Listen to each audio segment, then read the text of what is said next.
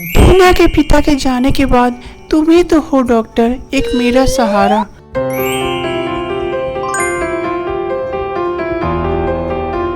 पहले पार्ट में आपने देखा कि नौकर रामू किस तरह अपने मकसद को पूरा करने के लिए दरिंदगी की सारी हदों को पार कर देता है।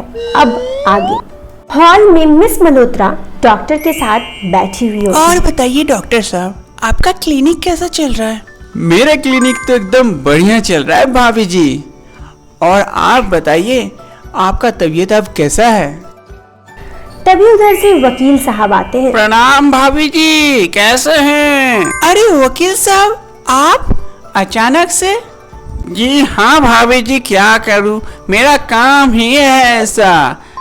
अच्छा बताइए क्या हुआ? अब भाभी जी आपको और क्या बताएं, भैया तो नहीं रहे और जितना भी बिजनेस था सारा पेपर अब तैयार हो गया है। अब किन्हीं के नाम पे ट्रांसफ़र करना है।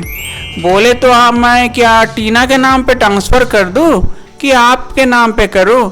आप ही बता दो। अरे टीना के नाम पे होगा तो आप टीना के नाम पे कर दीजिए। मुझे और इस सब से झंझट पसंद नहीं आता है। अरे टीना के नाम पे क्यों करना चाहती हो? टीना के नाम पे मत करो, कल को उसका शादी हो जाएगा, फिर और झमेला होगा।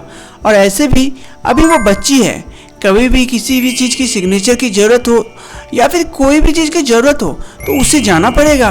उसके नाम पे मत करवाओ, तुम अपने नाम पे करवाओ।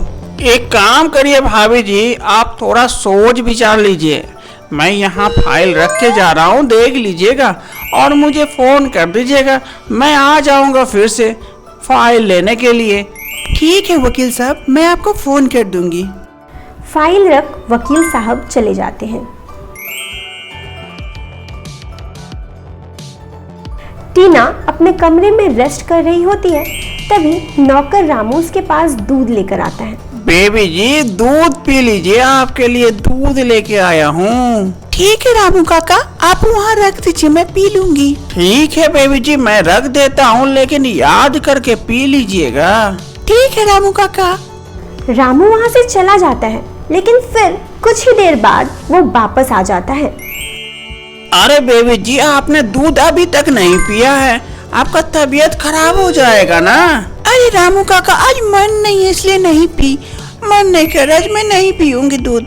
लेकिन बेबी जी। बस रामू काका, मुझे नहीं पीना आज। टीना के बर्ताव से रामू थोड़ा डर जाता है और डरते डरते टीना के कमरे से निकल जाता है। इधर टीना गुस्साती होती है।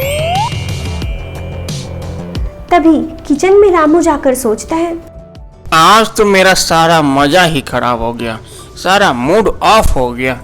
कितना कोशिश के बाद भी बेबी जी ने दूध नहीं पिया। छी यार। दूसरे दिन ब्रेकफास्ट टेबल में, मालकिन और कुछ चाहिए? नहीं नहीं, और कुछ नहीं चाहिए, बस इतना काफी है। डॉक्टर साहब आप बैठिए, मैं आती हूँ, मुझे कुछ काम है घर में। मिसेस मल्होत्रा वहां से उठकर चली जाती है क्योंकि उसे अपने घर पे कुछ काम होता है। तभी देखो रामू, तुम गलत कर रहे हो, बहुत ज्यादा तुम बढ़ गए हो। अब तुम फंस सकते हो, इसलिए बच के रहो। अब भाभी जी को भी डाउट हो गया है, अब वो अगर कभी पकड़ ली तो तुम बचोगे नहीं, सीधा जेल के अंदर जाओगे। इसलिए थोड़ा संभल के अभी ये सब चीज सब बंद कर दो। अरे डॉक्टर साहब, मैं अगर ये सब चीज इस उम्र में बंद कर दूं तो मस्ती क्या आप करोगे? आप तो अकेले अकेले भाभी जी के साथ बहुत ही मजे कर रहे हो। मुझे क्या नहीं पता लगता है? सब कुछ पता है। तो रामू तू संभल जा और थोड़ा सा अपने चाल को संभल के डालो, वरना जाओगे। मैं अगर गलती करूँगा तो उसे सुधारने के लिए तुम हो। तुम काहे के लिए हो? तुम बचाओ मुझे। गलती मैंने अकेले नहीं की है, हम दोनों ने मिलके मालिक को मारा था। देख रामू, आज काम हो जाना चाहिए, कोई भी कीमत पे मिस नहीं होना चाहिए। तू अपने लड़कों को फिट करके रखा है ना? हाँ डॉक्टर, मेरा लड़का सब फिट है। मालिक निकलते ही उसका तो आज गेम बजा ही देगा। आज मालिक और घर नहीं आएगा, सीधा पहुंचेगा परम धाम। फिर तो हम दोनों का मजा ही मजा है। तू अपना मजा लूटना और मैं अपना।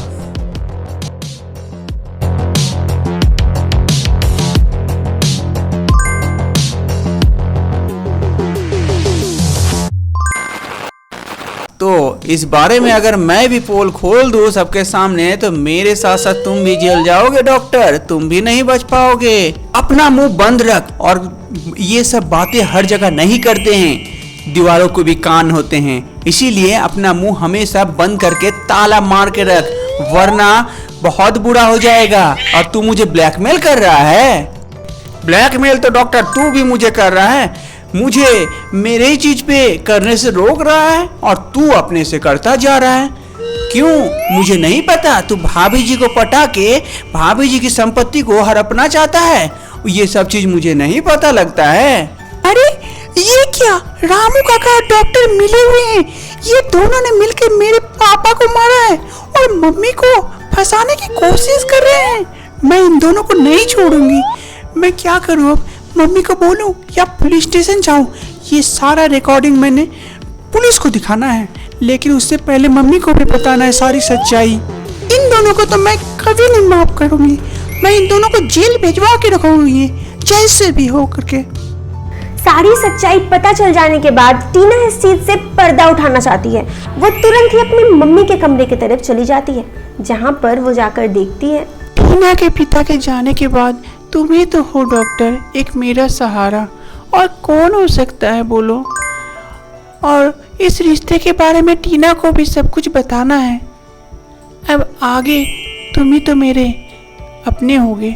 वो तो सब कुछ ठीक है, लेकिन क्या टीना इस रिश्ते को मानेगी? क्यों नहीं मानेगी, वो मेरी अच्छी बच्ची है और तुम भी इतने अच्छे इंसान हो, तो वो क्यों नहीं मानेगी तुम्हें। ये डॉक्टर तो मम्मी पे जादू करके रखा है, मम्मी को पूरी तरह से अपने वश में कर लिया है। अब मैं मम्मी को कैसे सच्चाई बताऊं और मम्मी को क्या ये यकीन होगा। अब मुझे ही कुछ करना होगा, मम्मी को इस डॉक्टर के चंगुल से निकालना होगा और मम्मी को सारी सच्चाई बताना होगा। सुनो ना, चलो हम लोग शादी कर लेते हैं, अब तुम्हारे बिना अब अच्छा नहीं लगता है।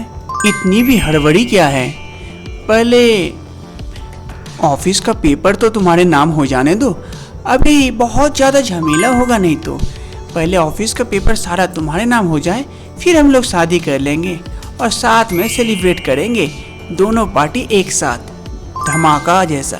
ठीक है, तो मैं वकील को कल ही बुला लेती हूँ। हाँ हाँ बुला लो, नेक काम में देरी कैसी। इधर डॉक्टर मिसेस मल्होत्रा को पूरी तरह से अपने चंगुल में फंसा चुका होता है। टीना अपने कमरे में सोचती है, अब मैं क्या करूं, मम्मी को कैसे समझाऊं। मम्मी को तो डॉक्टर फंसा के रखा है, अगर मैं मम्मी को डॉक्टर के खिलाफ बोलूंगी तो मम्मी और नहीं समझेगी, मुझ पर ही भड़क जाएगी और मुझे ही गलत समझेगी। किस तरह से समझाऊं, या फिर मैं ही पुलिस स्टेशन चल जाऊं। लेकिन क्या करूं, कुछ समझ में नहीं आ रहा। मम्मी से ही बात करना पड़ेगा, मम्मी को ही समझा के देखती हूँ, अगर मम्मी समझ पाए तो सबसे अच्छा होगा। क्या टीना अपने मम्मी को बता पाती है नौकर और डॉक्टर का क्या होता है? जानते हैं इस वीडियो के नेक्स्ट पार्ट में।